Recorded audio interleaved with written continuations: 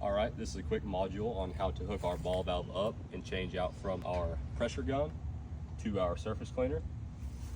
So you're gonna come over here, grab your high pressure hose, always the gray hose, first drill.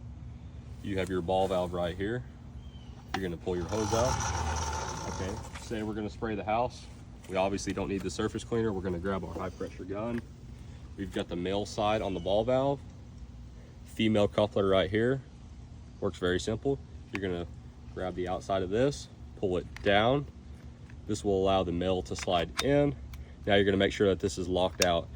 So a lot of times you'll need to really make sure that you pull down on that and twist it to make sure it's locked on, because if it's not and you go to use this, it's gonna shoot out of your hand and it can cause bodily harm. So make sure that that's locked all the way in before proceeding. Same with removing. Once you're done, there's pressure in this gun, you gotta remember that. So once you're finished up, you're gonna turn your ball valve off, pull the trigger a few times.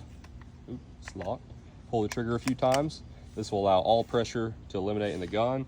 Then you now come right here, twist that, pull it off, just like that. So say now we're gonna go to the concrete right here. So we're gonna do the exact same thing. You're gonna pull right here, hook it to this female, pull this back, lock it in, sometimes twist, they're kind of hard. And then turn your ball valve on and you're ready to start surface cleaning.